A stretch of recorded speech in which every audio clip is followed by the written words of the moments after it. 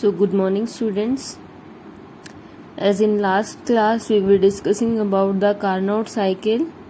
ठीक है, तो कार्नोट साइकिल में हमने कार्नोट थ्योरम निकाली थी जिसमें ईटा निकाल दिया था T2 minus T1 upon T2 और ये भी बता दिया था कि ईटा जो है वो हमेशा लेस देन 1 होगा क्योंकि T1 कभी भी 0 नहीं हो सकता है। ठीक है, T1 कभी भी 0 नहीं हो सकता है, तो हमेशा जो एफिशिएंसी होगी दैट शुड बी फ्रैक्शनल और लेस देन 1। ठीक है, उसको कुछ भी बोल सकते हो आप। अब बात आती है उसके बाद statement of the second law of thermodynamic की। सेकेंड लॉ ऑफ थर्मोडायनेमिक की क्या क्या स्टेटमेंट्स है। सबसे पहली स्टेटमेंट जो थी वो थी केल्विन स्टेटमेंट। केल्विन ने क्या बोला था, केल्विन ने क्या बताया कि T2 minus T1 upon T1 is less than 1। ये चीज हम वेरीफाई कर चुके हैं यहाँ से। तो जो ये ईटा था इसका मतलब ये क्या हुआ कि work obtained, work done by the system. Q2 तो हमने हीट दी थी, जो वर्क है वो हमेशा हमारा हीट एब्जॉर्ब से कम होगा। ठीक है, तो इसका मतलब कि कुछ ना कुछ पार्ट हमारा जो हीट का, जितनी हम हीट दे रहे हैं उतना वर्क नहीं हो पा रहा है। इसका मतलब कुछ पार्ट हीट का हमारा सराउंडिंग को जा रहा है या सिस्टम ने किसी और काम में उसको ले लिया है, पर उससे जो वर्क डन है वो नहीं किया जा रहा उतना। ठीक है, तो इसकी स्टेटमेंट होती है it is impossible to use a cyclic process to transfer heat from reservoir and convert it into work without at the same time transferring it from hotter to a colder body. कि ये hotter से एक colder body में same time पे transfer किए बिना हम completely work done नहीं कर सकते, जितनी हीट दी उतना वर्क नहीं कर सकते। और इसकी ये वाली स्टेटमेंट आप इजीली लर्न कर सकते हो कि work can always be converted into heat. कि वर्क को तो हम 100% हीट में कन्वर्ट कर सकते हैं, but the conversion of heat from work या heat into work does not take place under all condition. की सब कंडीशन में हीट को वर्क में कन्वर्ट नहीं किया जा सकता, जबकि वर्क को हीट में 100% कन्वर्ट किया जा सकता है। ठीक है, हमें कुछ ना कुछ इफेक्ट्स, कुछ ना कुछ अलग एफर्ट्स लगाने पड़ेंगे अगर हमें हीट को 100% वर्क में कन्वर्ट करना है। दूसरा मेरे पास आती है Kelvin Planck statement. Kelvin Planck statement क्या बोलती है कि अगर आपको सिस्टम को साइक्लिक रखना है और मैं ये कहूं कि मेरा सिंक और सोर्स दोनों एक ही हो गए, कि जहां से मैं हीट निकालूं वहीं पे मैं हीट डाल दूं कि Q1 इक्वल्स टू Q2 हो जाए, तो ऐसा भी पॉसिबल नहीं है। It is impossible to construct a perpetual machine which operates solely by removal of heat from a thermal reservoir. इसका मतलब यही बोल रहा है कि एक ही मैंने जो सोर्स लिया था हीट का, उसी में मैं अपना सिंक को कर दूं कि मेरी जो हीट फाइनल आए वो भी उसी के अंदर आती जाए और उसको मैं अलग से निकालती जाऊं। सोनली मतलब सिंगल आपके पास सिंगल हीट का जो भी सोर्स है वो होगा, चाहे उसमें मेरा सिंक है या सोर्स है, वो नहीं हो सकता कि जिससे 100% परपेचुअल मशीन का मतलब यही है कि भाई मेरे को जैसे सबसे ज्यादा काम करने वाली की जितनी मैं हीट ट्रांसफर करूं उतना ही मेरा वर्क डन हो जाए, ऐसा नहीं होता। कुछ ना कुछ हमें जो अमाउंट ऑफ हीट है वो मेरी सराउंडिंग्स को जाती है। To a single heat reservoir a produce a positive amount of work in the surroundings. की कुछ ना कुछ अमाउंट ऑफ हीट या वर्क वो किसको देता है, सराउंडिंग को देता है। थर्ड आता है क्लोसियस स्टेटमेंट। क्लोसियस स्टेटमेंट भी ये कहता है कि it is impossible to construct a machine that is able to transfer heat by cyclic process from colder to hotter body. Hotter to colder body तो इजीली जा सकती है क्योंकि उसमें हीट ट्रांसफर करनी होती है। ठीक है, उसमें इजीली ट्रांसफर हो जाता है, बट कोल्डर से हॉटर में जाने के लिए आपको कोई एक्सटर्नल फैक्टर लगाना पड़ेगा, एक्सटर्नल एजेंसी लगानी पड़ेगी। विदाउट एक्सटर्नल एजेंसी आपके पास हीट जो है वो नहीं जाएगी कोल्डर से हॉटर बॉडी में। ठीक है, तो ये 3 स्टेटमेंट है, इनमें से कोई सी भी एक स्टेटमेंट आपसे डायरेक्टली पूछ सकते हैं और इस टाइप का आपसे क्वेश्चन पूछ सकते हैं, या तो इस टाइप का या इस टाइप का, कि calculate the maximum efficiency of an engine operating between 220 degree centigrade and 125। इसका मतलब मैंने T2 और T1 बोला था और T2 is less than T1, तो ये क्या हो गया मेरा T2 और ये क्या हो गया T1। इनको केल्विन में कन्वर्ट कर लेंगे तो 273 ऐड कर देंगे, ठीक है। उसके बाद ईटा एफिशिएंसी के फॉर्मूले में पुट कर दो, आपके पास परसेंटेज आ जाएगी। ये बोल रहा है ए कार्नोट इंजन एब्जॉर्ब्स इतने kilo joule at 400 degree centigrade, then how much work is done on the engine heat evolved at 150 degree centigrade during each cycle. इसका मतलब आपके पास T1 तो क्या हो गया 150 डिग्री सेंटीग्रेड, T2 आपके पास क्या हो गया 400 डिग्री सेंटीग्रेड, ठीक है। मुझे कार्नोट मतलब Q2 पता है, मुझे क्या पता है Q2 पता है, तो मैं ईटा को Q वाले फॉर्म में लेके आऊंगी, ठीक है। यहाँ से Q वाले फॉर्म में लेके आओगे, आपको Q2 पता है, T1 पता है, T2 पता है, Q1 आपको निकालना है, वो आप निकाल सकते हो इजीली। T2, T1 और Q2, तो Q1 आप निकाल सकते हो, Q1 ही आपसे पूछ रहा है, ठीक है। Q1 पूछ रहा है, Q1 के बाद फाइनल वो आपसे क्या पूछ रहा है कि how much work done. Q1 आपने निकाल दिया, वो वर्क डन बोल रहा है, तो वर्क डन क्या होगा Q2 माइनस में क्या होता है Q2 प्लस Q1, ये आपको पता था Q2 और Q1 आपने निकाल दिया, दोनों को अगर ऐड करोगे तो मेरे पास ये वैल्यू आएगी, ठीक है। इस तरीके से आपसे इस पे न्यूमेरिकल पूछे जा सकते हैं। इसके बाद इसमें आपका आता है थर्मोडायनेमिक स्केल ऑफ टेम्परेचर।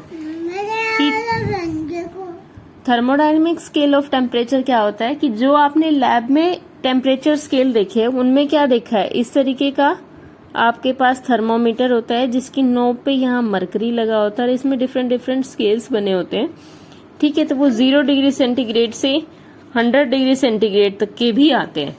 आपके पास 0 से 10 का भी आता है, 0 से 50 का भी आता है, 0 से 100 डिग्री सेंटीग्रेड के आते हैं।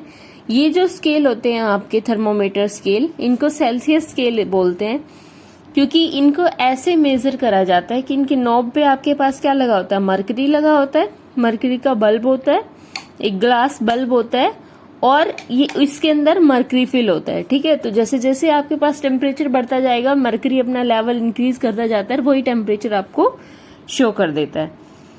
तो इसमें 0 डिग्री मिनिमम लिया है कि जो वाटर जो है वो बर्फ कहाँ पे जमाता है, ठीक है, आइस जहाँ पे जमती है उसको 0 डिग्री माना है, और जिस लेवल पे वाटर बॉयल होना शुरू होता है वहां पे मरकरी का क्या लेवल होगा, उस टाइम पे कितना मरकरी राइज करेगा, उसको 100 डिग्री सेंटीग्रेड लिया हुआ है। इसके बीच को 100 पार्ट्स में डिवाइड किया होता है 1 डिग्री सेंटीग्रेड से, ठीक है। तो डिविजन्स जो होते हैं वो 1 डिग्री सेंटीग्रेड के होते हैं। इसको आप सेल्सियस स्केल ऑफ टेम्परेचर बोलते हो। तो ये जो स्केल है ये बेस्ड होता है coefficient of expansion of an liquid, कि मरकरी कितना एक्सपेंड कर रहा है, उस coefficient of expansion of liquid के ऊपर बेस्ड होता है। इसलिए थर्मोमीटर को आप क्या बोलते हो, as this scale is based on coefficient of expansion therefore using different. तो हमने क्या करा, डिफरेंट डिफरेंट लिक्विड्स को यूज करके देखा सेम ऑब्जेक्ट के अंदर, तो प्रॉब्लम गॉट सोल्व। तो आपके पास जो प्रॉब्लम है वो सोल्व हुई कि प्रॉपर ये जो चीज होती है ये got solve bye study of properties of gases, कि आइडियल गैस के लिए तो ये वाली चीज सही होती है, बाकी के लिए ये काम नहीं करता है, ठीक है। तो हमने जो आइडियल गैस था उसके लिए जो टेम्परेचर उसको -273 डिग्री सेंटीग्रेड तक हम लेके गए, कि आइडियल गैस के लिए मिनिमम -273 पे जो काम कर रहा था वो आइडियल गैस, उसको आपने एब्सोल्यूट जीरो मान दिया, -273.15 को क्या मान दिया, एब्सोल्यूट जीरो मान दिया। तो जो ये स्केल ऑफ टेम्परेचर होता है ये efficiency of A reversible heat engine is independent of nature of gas, की नेचर ऑफ गैस पे ये डिपेंड नहीं करता है, ठीक है। तो ये आइडेंटिकल हो गया डिग्री सेंटीग्रेड वाले के भी, जब नेचर ऑफ गैस पे डिपेंड नहीं कर रहा है तो उसके आइडेंटिकल हो जाएगा। ये -273 केल्विन आना चाहिए आई थिंक, ठीक है। तो the scale is found to be identical, identical तभी होगा जब ये केल्विन आएगा, तो वो केल्विन 0 डिग्री सेंटीग्रेड के बराबर हो जाएगा, ठीक है। और consider a reversible heat engine, तो इसको जो हमने कंसिडर करा कि एक सोर्स है और एक सिंक है, तो जब Q2 आप हीट दे रहे थे तो वहां पे θ2 मेरी क्या थी, टेम्परेचर था सिंक का, और जब Q1 हीट थी स्टार्टिंग में तो सोर्स का मेरा θ1 था, दोनों में से 1 में से माइनस करेंगे तो हम ये जस्ट ईटा की फॉर्म में लाने के लिए है कि अगर ईटा की फॉर्म में मैं θ2 और θ1 को लेके आऊं कि फाइनल टेम्परेचर इनिशियल टेम्परेचर को अगर मैं ईटा एफिशिएंसी से रिलेट करूं तो कैसे कर सकती हूँ। तो ये मेरा थर्मोडायनेमिक स्केल होता है कि फाइनल मेरे पास कितनी हीट है उसके अकॉर्डिंग मेरे पास फाइनल टेम्परेचर आता है। इनिशियल मेरे पास कितनी हीट है उतना इनिशियल टेम्परेचर आता है। ठीक है, 1 में से दोनों को माइनस करोगे आपके पास इस टाइप का कुछ बनेगा। Q2 माइनस Q1 मेरे पास क्या होता है, वर्क डन, कि सिस्टम ने कितना काम करा। तो W बाई Q2 किसके बराबर आ गया, Q2 minus Q1 upon Q2। अगर θ1 मेरा 0 हो जाता है तो आपके पास ही किसके बराबर आ सकता है, 1 के बराबर आ सकता है। Therefore the 0 on Kelvin scale is the temperature। Kelvin scale पे 0 का मतलब क्या हो गया, Kelvin scale पे 0 का मतलब 273 डिग्री सेंटीग्रेड हो गया, minus 273 degree centigrade to a reversible engine having efficiency equal to 1 which means that such cycle completely converts heat into work। इसने वही चीज मानी कि 273 केल्विन को 0 डिग्री सेंटीग्रेड के बराबर लगा दिया, कि इसने θ2 माइनस θ1 करके भी ये देखा कि अगर मैं θ1 को 0 कर देती तो मेरा जो वर्क डन है वो किसके बराबर आ जाएगा, Q2 के बराबर। ये इसने थ्योरेटिकली एक्सप्लेन कर दिया। ठीक है, बाकी जो आपके पास डिग्री सेंटीग्रेड वाला स्केल था वो 273 केल्विन, मतलब दोनों के दोनों ही स्केल मेरे क्या है, बराबर है। ठीक है, तो आपसे अगर पूछा जाए कि थर्मोडायनेमिक स्केल ऑफ टेम्परेचर क्या होता है बताओ, तो उसमें आप क्या करोगे, एक तो आप सबसे पहले सेल्सियस स्केल के बारे में बताओगी, सेल्सियस स्केल क्या है। उसके बाद आप ये बोलोगे कि ये नेचर ऑफ गैस पे डिपेंड नहीं करता और इसने -273 केल्विन से इसको स्टार्ट करा। ठीक है, -273 से फिर उसके बाद इसने देखा कि प्रोपोर्शनल है, जो न्यू स्केल है वो क्वांटिटी ऑफ हीट के एब्जॉर्ब के प्रोपोर्शनल है, कि कितना टेम्परेचर राइज होगा क्या शो करेगा, वो जितनी हीट एब्जॉर्ब हुई है उसके बराबर है। तो उसने Q2 इस रेशियो से मैं क्या निकालूंगी, फाइनल आपके पास ये फॉर्म आती है। फिर अगर मैं θ1 को 0 कर देती हूँ, अगर मैं θ1 को 0 कर देती हूँ तो मेरा वर्क डन के बराबर हीट आ जाती है, हीट वर्क डन के बराबर आ गई। इसका मतलब यही हुआ कि ये मैक्सिमम एफिशिएंट है, ये स्केल जो है वो मैक्सिमम एफिशिएंट है साइक्लिक प्रोसेस के लिए। और बाकी दोनों ही आपके पास सेम आइडेंटिकल हैं, दोनों स्केल 273 केल्विन ले दो और either 0 degree centigrade. Next class में हम देखेंगे entropy of the system. Thank you.